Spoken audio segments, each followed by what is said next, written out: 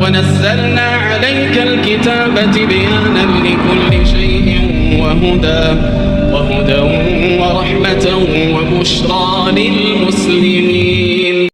بسم الله الرحمن الرحيم.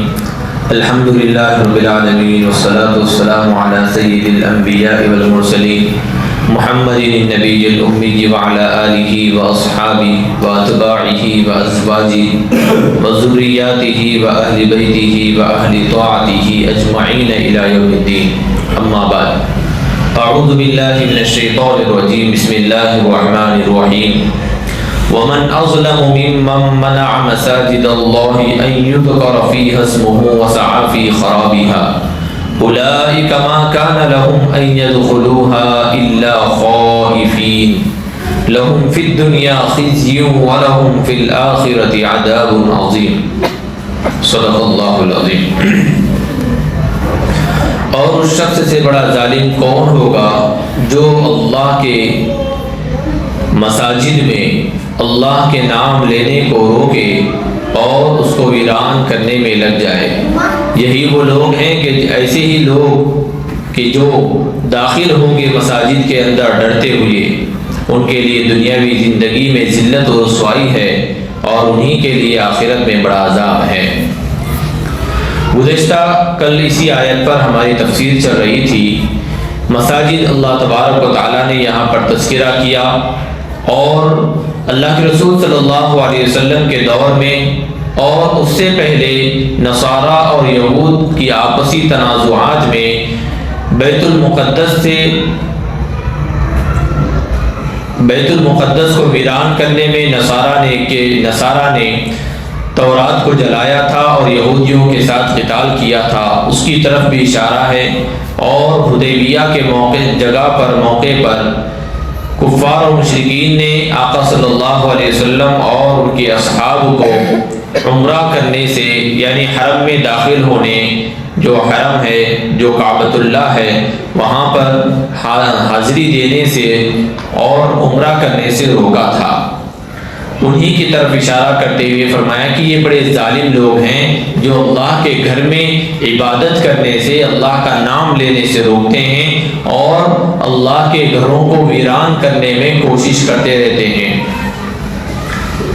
اور آگے کی آیت میں اللہ تبارک و تعالیٰ نے ذکر فرمایا تھا کہ بشارت دیتے ہوئے کہ وقت آئے گا کہ بیت المقدس بھی تمہارے ہاتھوں میں آئے گا اور مکہ بھی فتح ہوگا اور کعبۃ اللہ بھی تمہارے ہی ہاتھوں میں آئے گا، تم فتح یاب ہوگے. اور اس کے بعد یہ لوگ جو آج ویران کر رہے ہیں مساجد کو، اور یہ لوگ جو کعبۃ اللہ کو اور بیت المقدس کو ویران کر رہے ہیں، ایک وقت آئے گا کہ تم ان پر غالب آؤ گے.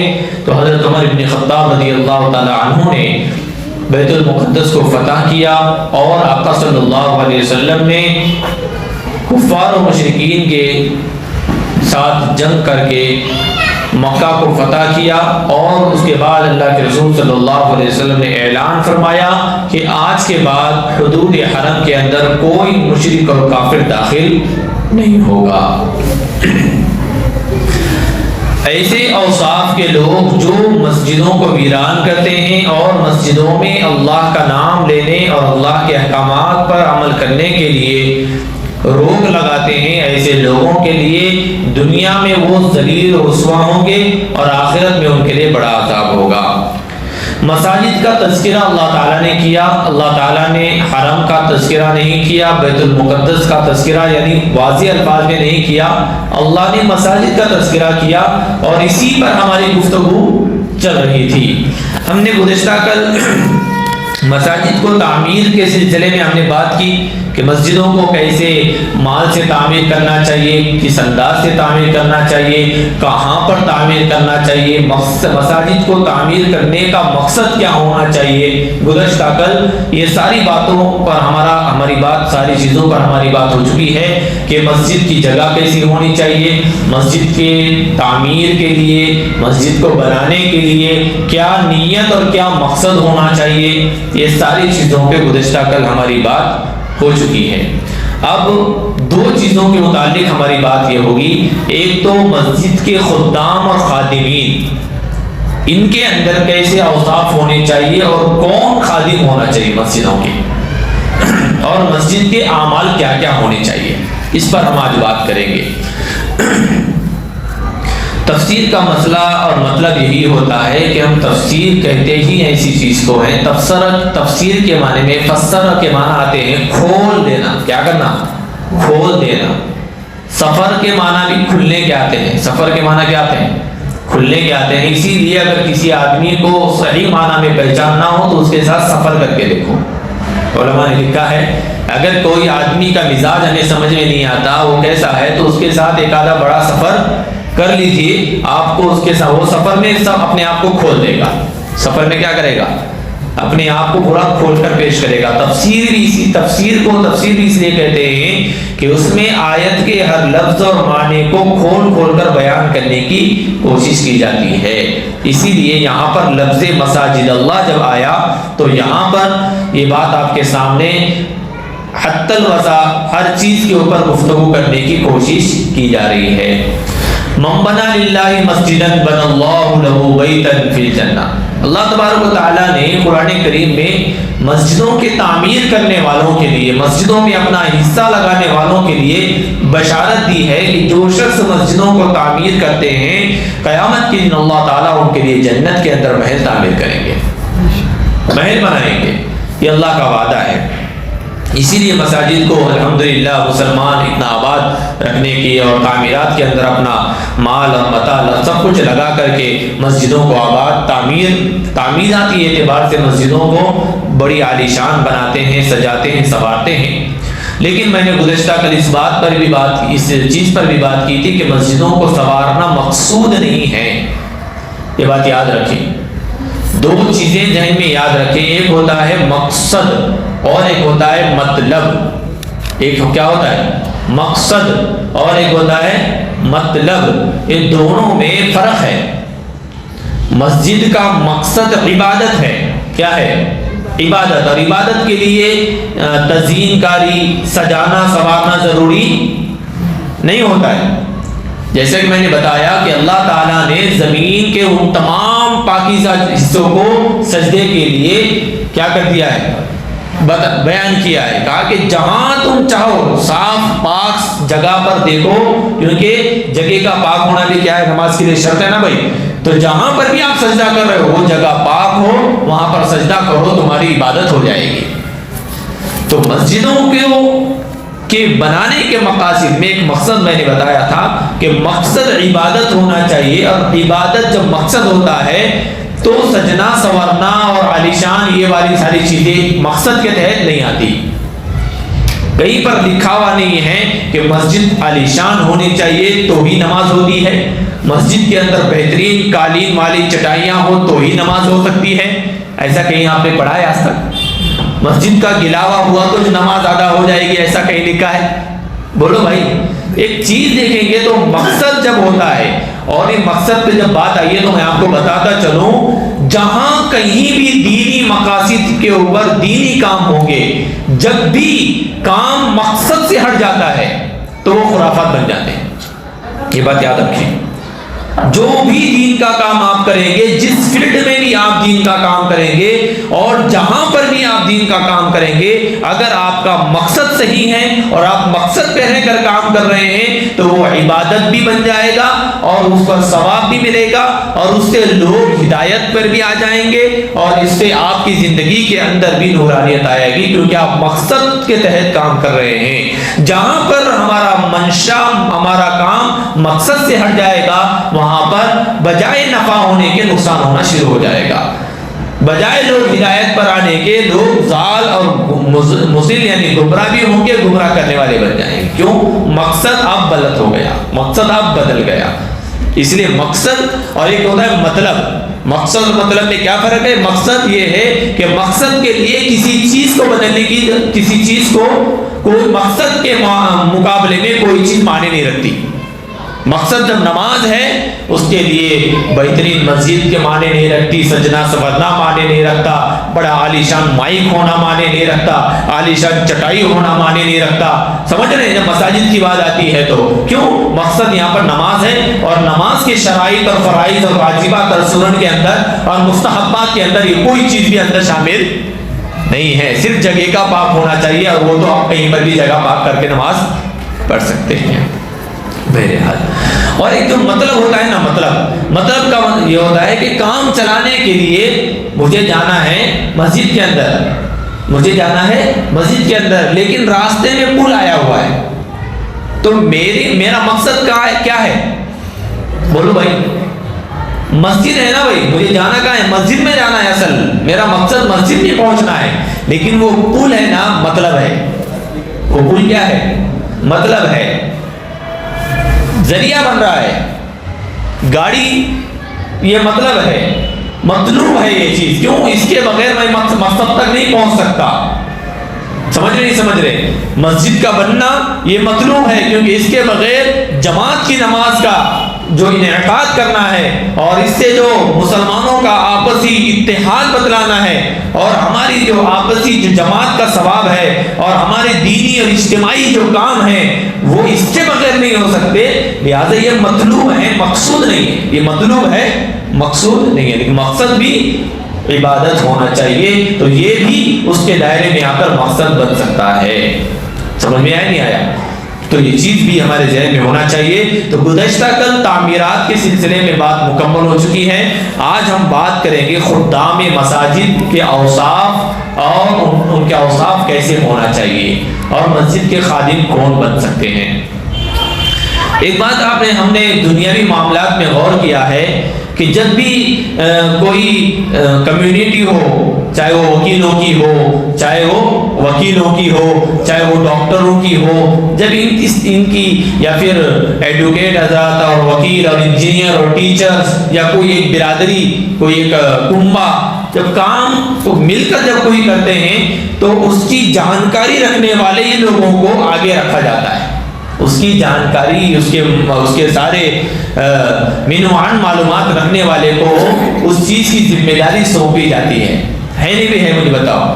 تو دین کے کام کے اندر بھی جب ذمہ داری سونپی جائے تو کیسے شخص کو ذمہ داری دی جانی چاہیے؟ جو اس چیز کے مینوان سے واقف ہو، ان کے مسائل، دینی مسائل، دنیاوی مسائل سے واقف ہو، اس کے سارے حالات کو اپنے صلاحیت کے ذریعے سے اور اپنے علم کے ذریعے سے سارے مسائل کو حل کر سکے. ایسے اوصاف جیسے ایڈوکیٹ حضرات ہیں، تو ان کے اندر جب کوئی بڑا آدمی اس کو ان کی ونگ اگر چلانا ہو، تو مجھے بتاؤ کسی ڈاکٹر کو ذمہ دار بنائیں گے؟ ایڈوکیٹ حضرات کی ونگ کا ذمہ دار کس کو بنایا جائے گا؟ ان میں جو بڑا ایڈوکیٹ ہے. ایسی ہوتا ہے بھائی.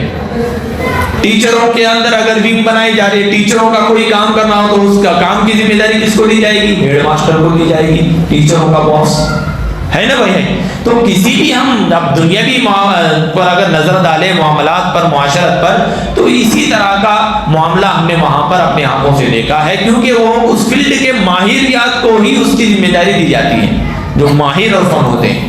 اب مساجد کے جو خدام ہوتے ہیں، یاد رکھیں خادم کا مطلب کیا ہوتا ہے.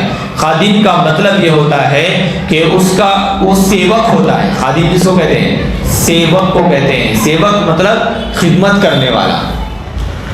خدمت کرنے والا سب سے پہلے اپنے آپ کو اس قابل بناتا ہے کہ بھائی میں تو جتنے ہیں سب کا کام سننے کے لیے ہوں. سیوک کبھی بھی الٹا جواب نہیں دیتا. سیوک کو جی صاحب دبا دیں، جی صاحب ہوتا ہے کہ نہیں ہوتا ہے؟ سیوک اسی کو کہتے ہیں نگر سیوک، پورے محلے کا سیوا کرنے والا شخص، اس کو نگر سیوک کہتے ہیں. تو یہ چیز ہے جو چل رہی ہے. تو یاد رکھے خدام کے اوصاف میں سب سے پہلے دینداری ہونا ضروری ہے. اور دینداری کون سی والی؟ تقویٰ و صلاح والی. اخلاص اور تقوی یہ لازمی طور پر خادمین مساجد کے اندر ہونا ضروری ہے۔ اب دینداری سے کیا مراد ہے؟ یاد رکھیں قرآن کریم میں اللہ تبارک و تعالیٰ نے مسجدوں کے آباد کرنے والوں کے اوصاف ذکر فرمائے۔ کیا بھائی؟ میں نے نہیں، قرآن نے ذکر فرمایا۔ قرآن نے ایک جگہ فرمایا انما یعمر مساجد اللہ من آمن باللہ والیوم الآخر۔ کیا فرمایا؟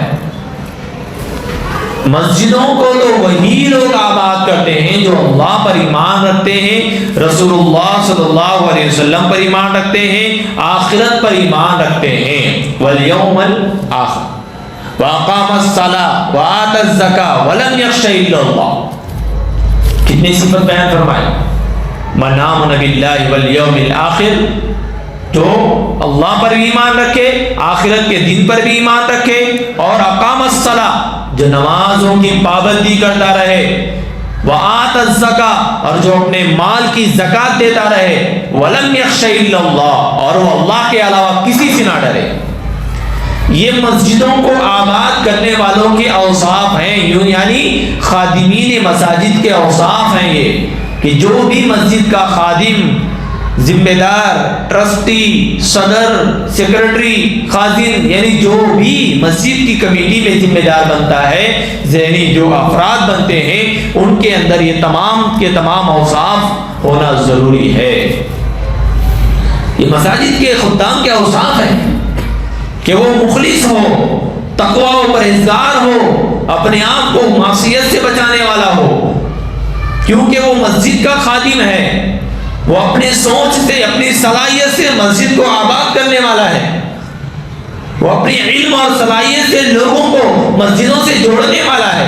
مسجد کو آباد کرنے کا مطلب میں آپ کو بتاتا چلوں، تھوڑا تلخ انداز سے کہہ رہا ہوں، لیکن جو حقیقت ہے میں آپ کے سامنے واضح کر رہا ہوں کہ آج مسجد کو آباد کرنا تعمیر کرنے سے مراد لیا جاتا ہے۔ آباد کرنا بولے تو کیا؟ تعمیر کرنا، مسجد کو پیسے لگائے، مسجد کو سیمنٹ دیے، سلیں دیے، یہ دیے، وہ دیے، اس کو ہم مسجد کو آباد کرنا کہتے ہیں، جبکہ یہ مطلب بالکل غلط ہے۔ آپ صلی اللہ علیہ وسلم کے بارے میں آپ نے سنا ہوگا کہ جب آقا علیہ السلام ہجرت کر کے مدینہ المنورہ تشریف لائے تو آپ صلی اللہ علیہ وسلم نے مسجد نبوی کی بنیاد رکھی۔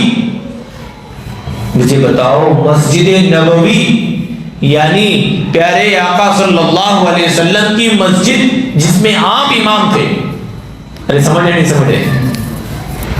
اب وہ اماموں کے اندر علماء میں آپ دیکھے ہوں گے، وہ فلاں انجی نگر کے مسجد میں، مسجد کس کی ہے تو کس کی طرف منسوب کرتے ہیں؟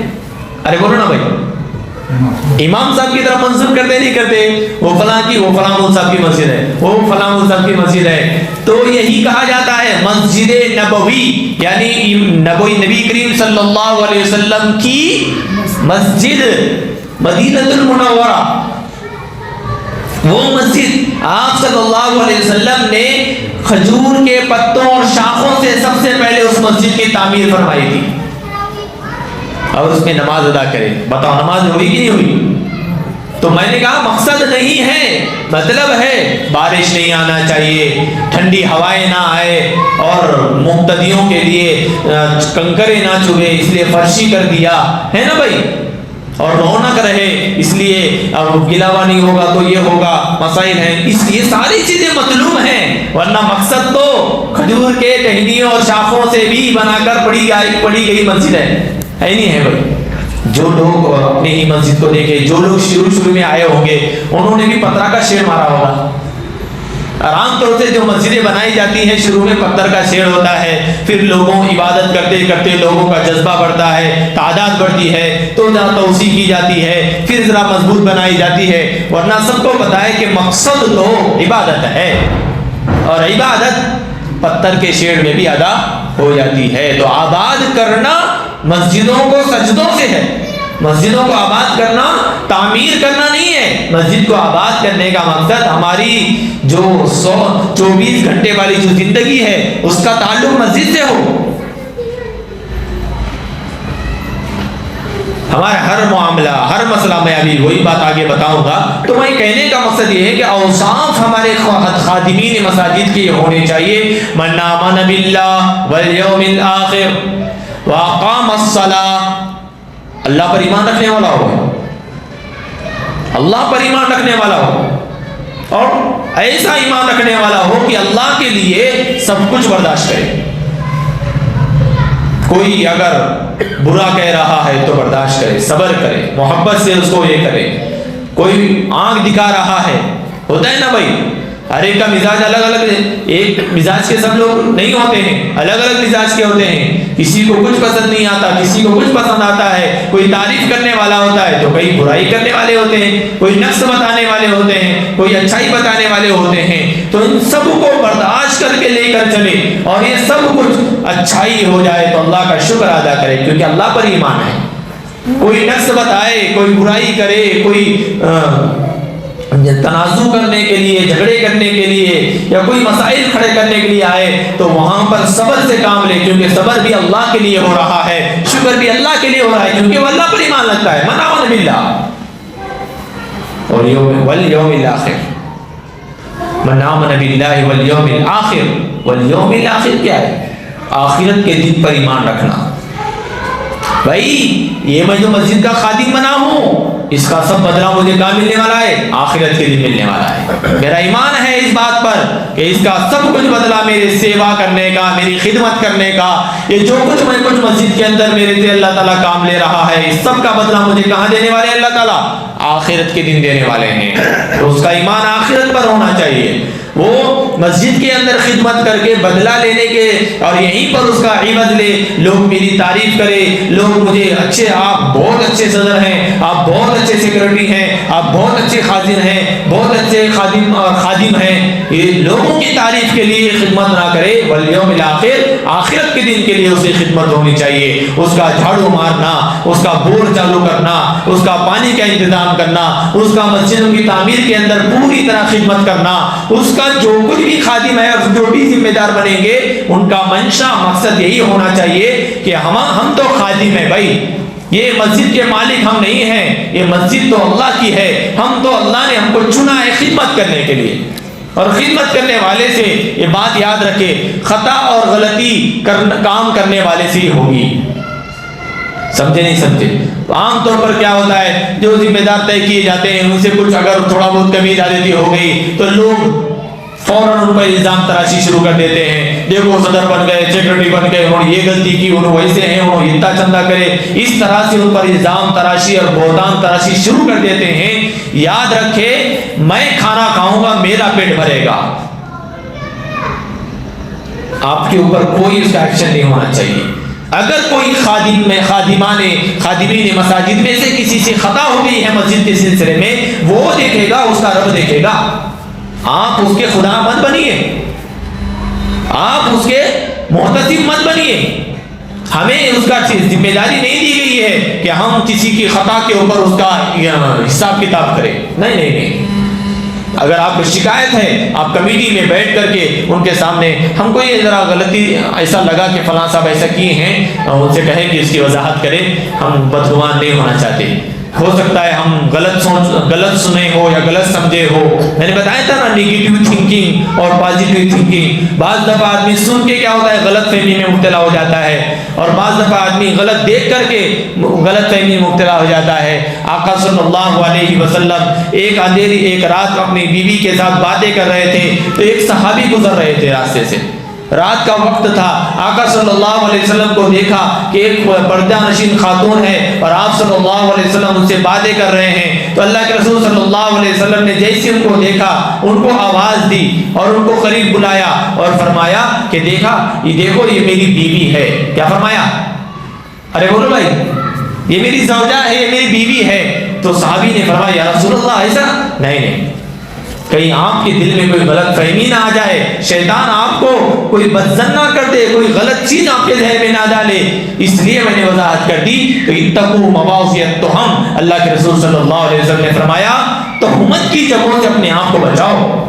اگر آپ کو لگتا ہے کہ میرے اس عمل سے فلاں آدمی کچھ الگ چیز سمجھا ہے تو آپ جائیے اس کے ساتھ بات کیجئے، اس کے ساتھ کہیے کہ بھائی آپ کو اگر یہ چیز آپ نے اگر ایسا سمجھا ہے تو دیکھیے ایسی بات نہیں ہے، یہ میرا منشا نہیں ایسا تھا، ایسا اللہ اچھا کیا آپ نے آ کر کے اس کی وضاحت کی، ورنہ میں سمجھ رہا تھا وہ سب تم ایسا کریں۔ دیکھو اگر میں اس کے سامنے جا کر وضاحت نہ کرتا تو وہ میرے بارے میں غلط فہمیاں پالتا اور شیطان اس کو غیبتیں کرنے لگاتا، اور یہ غیبتیں کرتے وہ خود بھی گناہ میں مبتلا ہوتا، کئی لوگوں کے ذہن خراب کر دیتا، اور اس طرح سے کیا ہو جاتے، وہ حسد کے اندر مبتلا ہو جاتے، تنازعات ہو جاتے، بدگمانیاں پھیل جاتی، اور یہ نتائج بہت دور تک چلے جاتے۔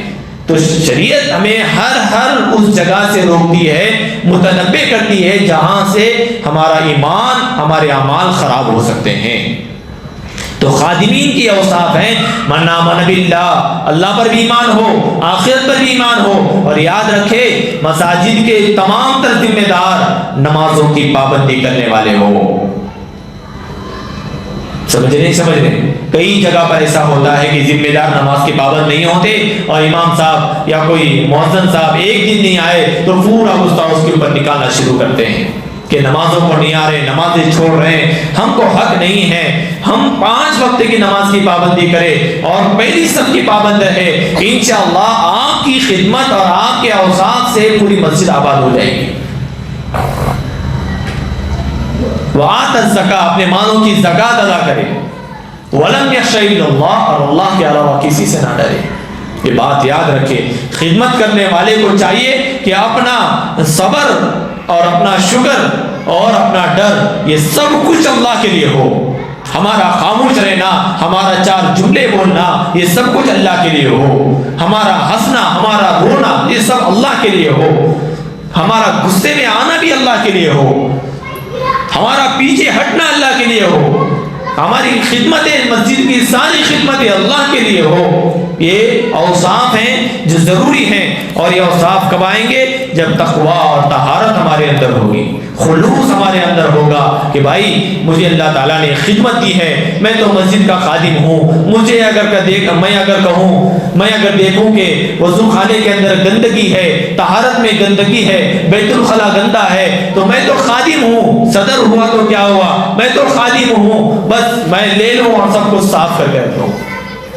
یہ خادم اس کو کہتے ہیں۔ آج ایک عجیب رویہ ہے کہ مستقل ایک ٹیم بن جاتی ہے اور وہ سب دوسروں کو کیا کرتے ہیں، تنخواہوں پر رکھ دیتے ہیں، تو یہ خادم کا بن گئے۔ خادم تو اپنے عمل سے کیا کرتا ہے، مسجد کی خدمت کرتا ہے، اپنے عمل سے کرتا ہے۔ یہ اور بات ہے کہ پوری کمیٹی بنتی ہے، لیکن وہ کمیٹیوں کے اوصاف یہ ہونے چاہیے کہ بھائی آج ہم مسجد صاف کریں گے، کل آپ مسجد صاف کیجئے، اس طرح سے ہم خادم ہیں، ہمارا کام ہے مسجد کو صاف صفائی کرنا، ہمارا کام ہے مسجد کے اندر جو چیز سہولت نہیں ہے وہ سہولت فراہم کرنا، اگر کوئی دقت ہے تو دقتوں اور پریشانیوں کو ختم کرنا، یہ ہمارا کام ہے۔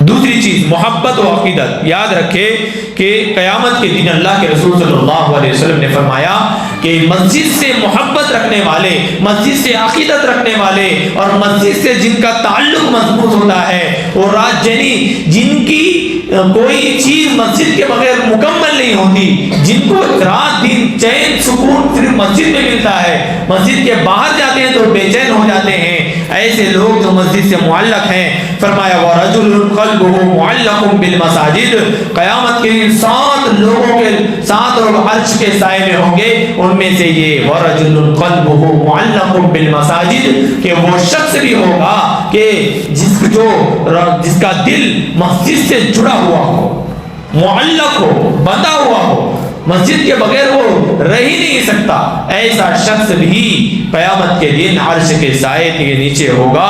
یاد رکھے تو محبت اور عقیدت ہمیں مسجد سے ہونی چاہیے۔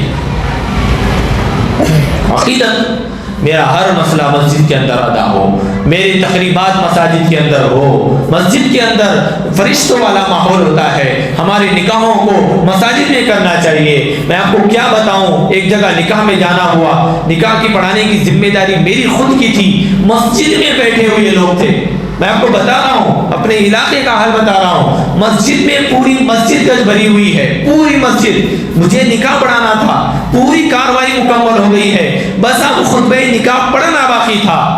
اس مجلس کے اندر تقریباً 8-10 علماء تھے، جن میں 2 مفتیان کرام تھے، لیکن صرف ایک خاتون کے ضد کی وجہ سے پورے کے پورے مجمع کو مسجد سے نکال کر کے پنڈال میں لے جانا پڑا اور وہاں پر نکاح پڑھانا پڑا، صرف ایک ضد کی وجہ سے کہ میرے بچے کی نیک شادی پنڈال میں ہونے والی ہے اور ہم خطبے نکاح سنیں گے۔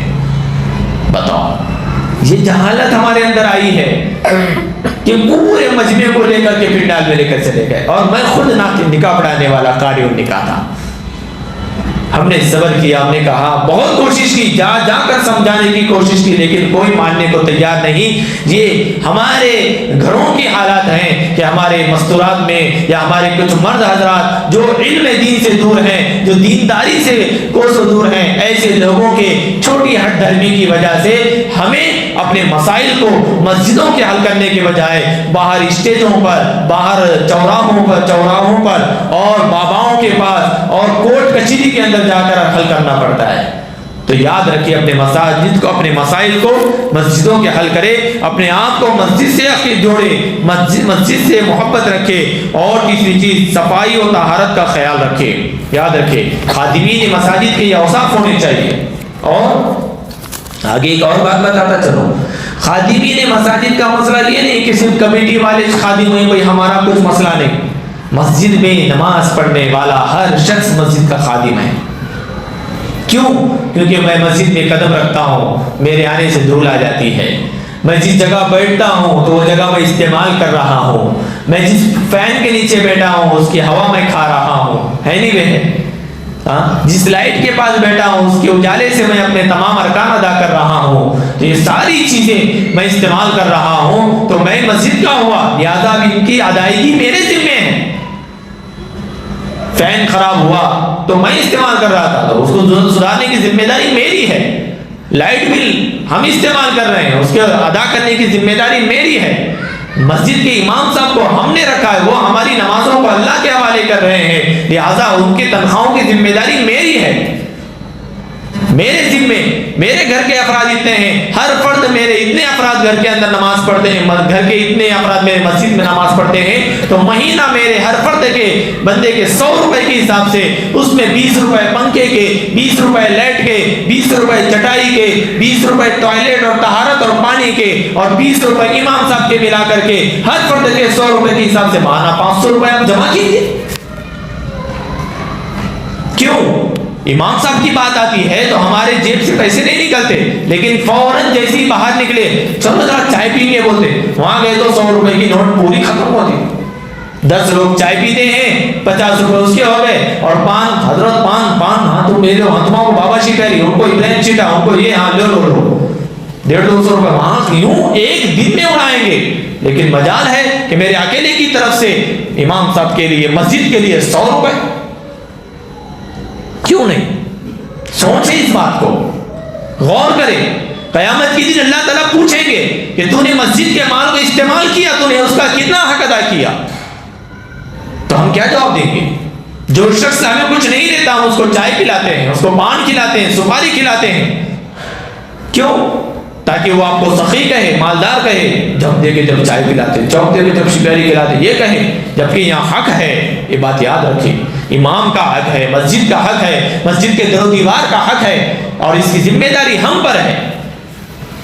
اس چیز پر بھی خیال رکھیں، مسجد کی صاف صفائی، مسجد کے جتنے بھی مسائل ہیں ان سب کی ذمہ دار مسجد کے اندر نماز پڑھنے والا ہر فرد ہے۔ یوں کہو کہ مسجد کے جتنے احاطے، جتنے گھر آئے مسجد کی احاطے میں، وہ تمام کے تمام گھر مسجد کے ذمہ دار ہیں، مسجد کے خادم ہیں۔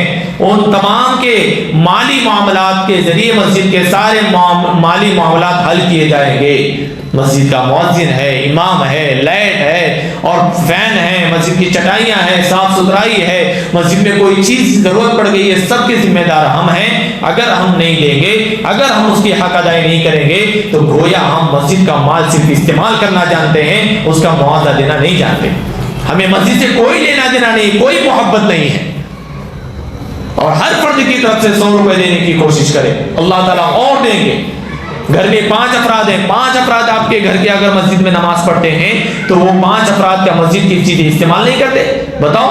اور مہینے میں 20 روپے لیٹ کے آپ ایک بندہ نہیں دے سکتا، 20 روپے طہارت خانے اور بیت الخلاء کی یوز کرنے کے نہیں دے سکتا؟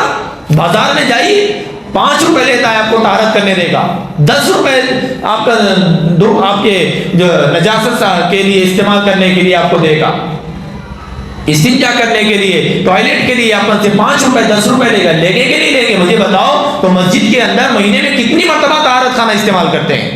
مسجد میں آپ اندازہ لگائے جو پانی آپ وضو کے لیے لیتے ہیں، پورا وضو کا پانی اگر ہر نماز میں 5 لیٹر پانی اگر آپ یوز کرتے ہیں تو 5 وقت کی نماز میں آپ 25 لیٹر پانی یوز کرتے ہیں، اور 25 لیٹر پانی آپ مہینے سے اگر اس کو جو ملا کر دیکھے تو کتنا پانی استعمال کرتے ہیں آپ؟ 20 لیٹر پانی کے 20 روپے دیتے کہ نہیں دیتے جھاگ پینے کے لیے؟ ارے بتائیے نا بھائی، 3 دن میں پانی ختم کرتے 20 روپے دیتے ہیں ہم لوگ۔ تو مسجد کا پانی ہم استعمال کرتے ہیں، مسجد کے طہارت خانے استعمال کرتے ہیں، یہ ساری چیزیں ہم استعمال کرتے ہیں۔ ہر چیز کا اندازہ لگائیے، مجھے 20 روپے پانی کے، 20 روپے طہارت اور ٹوائلٹ باتھ روم کے، اور 20 روپے مسجد کی صاف صفائی کے، 20 روپے لیٹ بل کے، اور امام مؤذن کے 10-10 روپے پکڑ لیے۔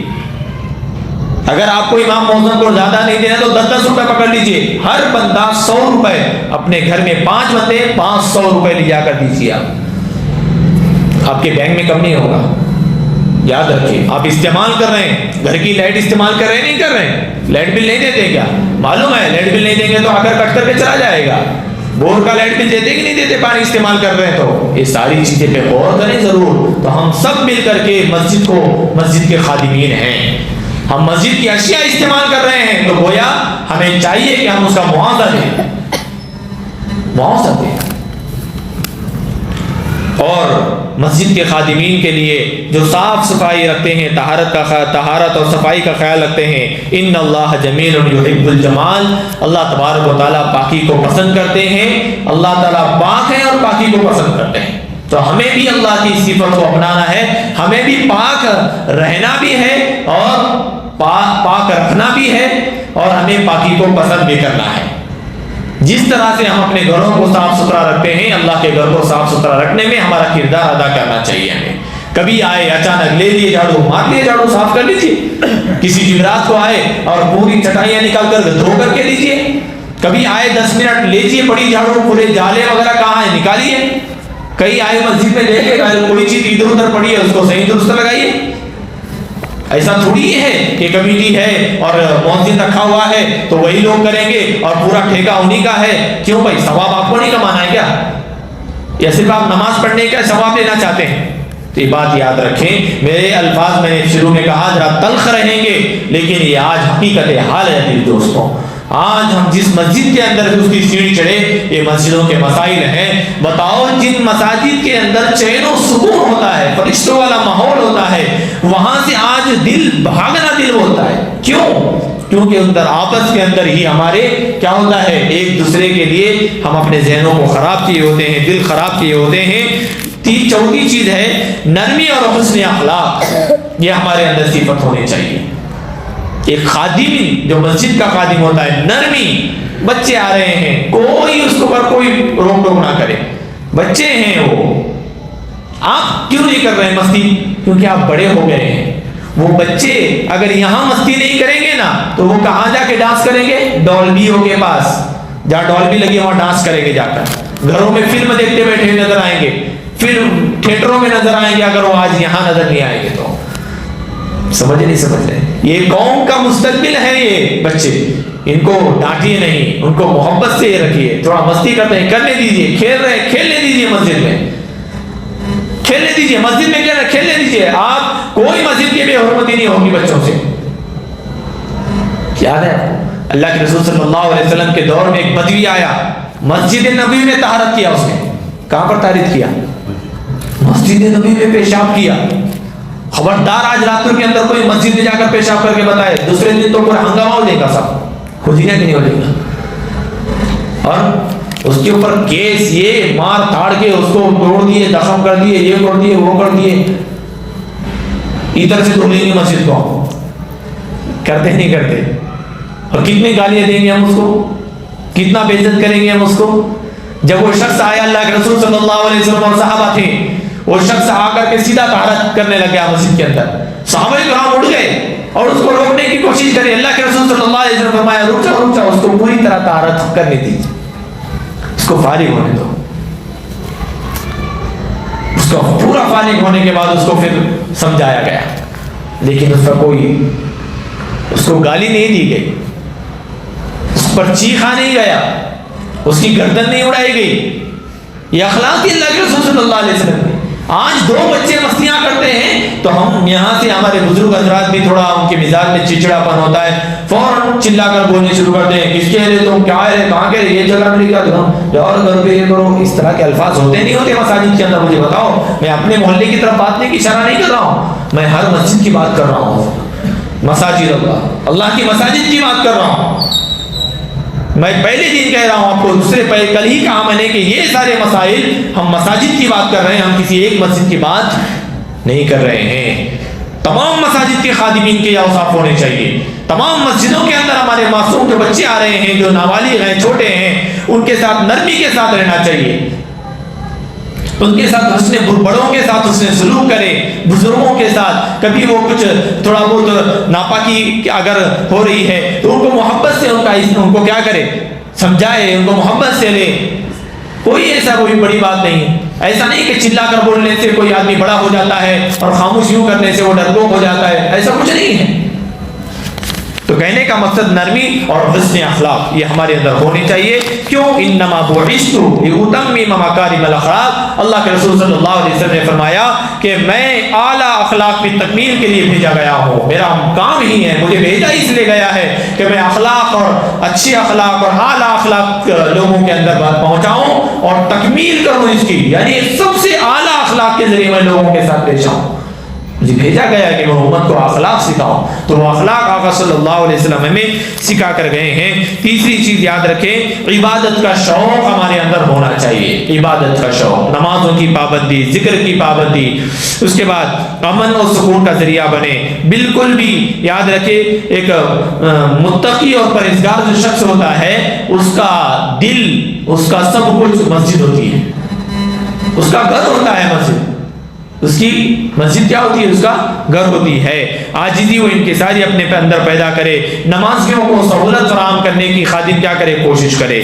یہ اوصاف تھے مسجدوں کے خادمین کے لیے. اور ایک بات بتاتا چلو، میری شروع میں ایک بات ادھوری میں نے اس کو موقوف کر دیا تھا، وہ یہ ہے کہ دیندار ہو خادمین میں سے تو مسجد کی جو کمیٹی بنائی جاتی ہے، وہ اس کی ترتیب ایسی ہونی چاہیے، چاہے وہ کہیں کی بھی کمیٹی ہو، اس کے اندر ایک دو ایڈوکیٹ حضرات ہو، ایک دو ٹیچر ہو، ایک دو وکیل انجینئر ہو، ایک دو مارکیٹ کے تاجر ہو، اور 2 سے 3 علماء مفتیان کرام ہو. اس طرح سے ہر فیلڈ کے 1-2 ماہرین کو لے کر کے مسجد کے کیا کرے، تاکہ اس فیلڈ کے تمام لوگ اس کے تابع ہو کر چلے. یہ بات یاد رکھیے. محلے میں ایڈوکیٹ بھی ہوتے ہیں، ٹیچر بھی ہوتے ہیں، انجینئر بھی ہوتے ہیں، علماء بھی ہوتے ہیں، اور کچھ مزدور بھی ہوتے ہیں، بلڈرز کے جو ماتحت ہوتے ہیں، گتےدار ہوتے ہیں، جس کو میں تاجر کہا. تو ایسے سب لوگ رہیں گے تو ہر فیلڈ کا بندہ وہاں جب مسجد کے ذمہ داروں میں رہے گا تو مسجد کے مسائل کے اندر کوئی دقت نہیں آئے گی، اور کوئی شخص کی اس مسئلے پر، اس فیصلے پر کوئی آواز نہیں اٹھائے گا. کیوں؟ تاجر آواز اٹھائے گا تو 2 تاجر آلریڈی اس کے اندر ہیں، ان کے مشورے سے ہو رہا ہے. بلڈر آواز اٹھائے گا تو آلریڈی بلڈر ہے. انجینئر آواز اٹھائے گا تو ہمارا بڑا انجینئر صاحب ہیں، وکیل صاحب ہمارے اندر ہیں، وکیل کو آواز اٹھانے کی تو کیا ہوگی، ہمت نہیں ہو. کیوں؟ سب کے وکیلوں کی طرف سے نمائندگی کرنے والا وکیل موجود، ٹیچروں کی طرف سے نمائندگی کرنے والا ٹیچر موجود. اور کیونکہ مسجد ہے، دینی اللہ کا گھر ہے، یہاں پر دینی معاملات ہوں گے تو دین کے جاننے والے علماء مفتیان کرام بھی اس کے اندر ہونا چاہیے. سب کے مشورے سے ذمہ دار طے ہو، سب کے مشورے سے کام ہو. تو یاد رکھیں، اس طرح سے ہر چیز طے ہونی چاہیے، اور یہ کمیٹیاں اس طرح سے بننی چاہیے. انشاءاللہ اس طرح سے جب کمیٹیاں بنیں گی تو انشاءاللہ مسجد آباد ہوگی. اور پھر وکیل اپنے تمام وکیلوں کو مسجد میں لانے والا بنے، انجینئر پورے انجینئروں کو مسجد میں لانے والا بنے، ٹیچر پورے ٹیچر کو مسجد میں لانے والا بنے، اور جو تاجر ہے اپنے پورے مزدور طبقے کو لانے والا بنے۔ اس طرح سے اگر ہم کام کرتے ہیں تو مسجد آباد بھی ہوگی انشاءاللہ۔ اس کو فرمایا لہم فی الدنیا خزی ولہم فی الآخرۃ عذاب عظیم۔ یہ اوصاف کے جب حامل نہیں ہوتے تو وہ مسجد کے ویران ہونے کا ذریعہ بنتے ہیں، ویران کرنے کا ذریعہ بنتے ہیں۔ یعنی کوئی ایک خادم بھی اگر ان اوصاف سے اگر کمی رہ جاتی ہے تو کیا ہوتا ہے، کوئی اس سے ناراض ہوا تو جب تک انہیں وہاں پہ ہے نہ بولے میں وہ مسجد میں نماز ہی نہیں پڑھنے والا بولے۔ میں نے اپنے آنکھوں سے دیکھا ہے، یہ سب اپنے کانوں سے منظر سنا ہے کہ کئی احباب صرف نماز اس لیے نہیں پڑھتے ہیں کہ انہیں وہاں پہ امام ہے، انہیں وہاں پہ ذمہ دار ہے، انہیں وہاں پہ رہتا ہے، میں اس کے ساتھ نماز نہیں پڑھ سکتا، اس مسجد میں نہیں پڑھ سکتا۔ کئی مسائل ہو گئے، ماضی قریب کے اندر ایک جگہ مسئلہ ایسا ہوا کہ وہ حضرت ہی نماز نہیں پڑھ رہے مسجد میں، کیوں بولے تو امام صاحب کے مسائل تھے۔ کیا ہے یہ مسائل؟ کیوں؟ اس بات اوصاف کی جب کمی آتی ہے تو یہ سارے مسائل کھڑے ہو جاتے ہیں اور یہ مسجد کے ویران ہونے کا ذریعہ بنتے ہیں۔ کیوں؟ کیونکہ اب نمازی کم ہونے شروع ہو گئے۔ اوصاف جب اللہ تعالیٰ نے جو اوصاف ذکر فرمائے ہیں وہ اوصاف من آمن باللہ والیوم الآخر واقام الصلاۃ وآت الزکاۃ ولم یخش الا اللہ، یہ اوصاف ہیں کہ یہ وہی لوگ ہیں جو مسجد کو آباد کر سکتے ہیں، مسجد کو آباد کر سکتے ہیں جو اللہ پر ایمان رکھنے والے، قیامت کے دن پہ ایمان رکھنے والا، آخرت کے دن پہ ایمان رکھنے والے، اور نمازوں کی پابندی کرنے والے، زکوٰۃ دینے والے، اور اللہ کے علاوہ کسی سے بھی ڈرنے والے نہیں ہیں، صرف اللہ سے ڈرنے والے ہیں۔ تو یہ مسجدوں کے تعلق سے کئی باتیں آپ کے سامنے آ گئی ہیں، تو یہ ساری چیزیں ضروری تھی اس لیے آپ کے سامنے بیان کی گئی۔ آگے جب مساجد کا مسئلہ آئے گا، آیت آئے گی، تو وہاں پر یہ ساری باتیں بیان نہیں کی جائے گی انشاءاللہ۔ آئندہ کل سے بھی اللہ تبارک و تعالیٰ کے وہ تمام تر قدرت کو بیان کیا جا رہا ہے کہ اللہ تبارک و تعالیٰ کیسی کیسی قدرت کے مالک ہیں، اور یہود و نصارہ کو کہاں کہاں پر شبہ ہوا تو اس کے جوابات بھی اللہ تبارک و تعالیٰ آگے دے رہے ہیں۔ اللہ تبارک و تعالیٰ کی سنی باتوں پر عمل کی توفیق عطا فرمائے۔ وآخر دعوانا الحمدللہ رب العالمین۔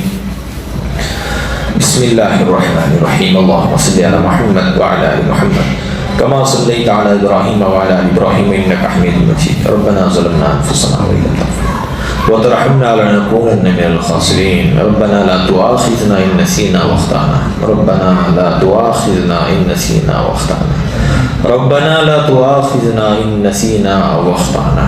وصلى الله تعالى على خير خلقه محمد وعلى آله وأصحابه أجمعين، آمين برحمتك يا أرحم الراحمين۔